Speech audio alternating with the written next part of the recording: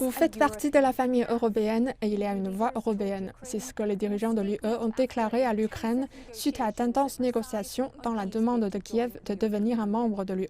Mais il n'y a pas eu de mention d'une intégration européenne plus ambitieuse. La division au sein du bloc est apparue depuis que l'Ukraine a officiellement signé la demande d'adhésion à l'UE le 28 février dernier. Certains pays sont favorables à une voie rapide pour l'Ukraine, d'autres y sont opposés.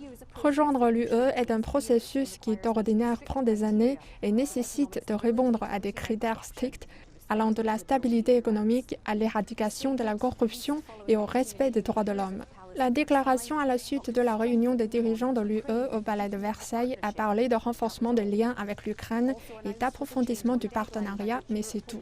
Également annoncé fut un changement de la date butoir à laquelle l'Europe espère se débarrasser de sa dépendance aux combustibles fossiles russes.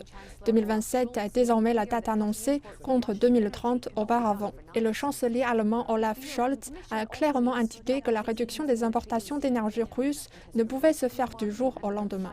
La Commission européenne a également fixé pour objectif de doubler l'aide militaire de l'UE à l'Ukraine et a proposé de réserver 500 millions d'euros supplémentaires pour cela. Et lorsque les dirigeants quitteront Versailles, ils devront se réunir à nouveau très prochainement pour évaluer les progrès des annonces faites vendredi. Un autre sommet est prévu ici, dans la capitale belge.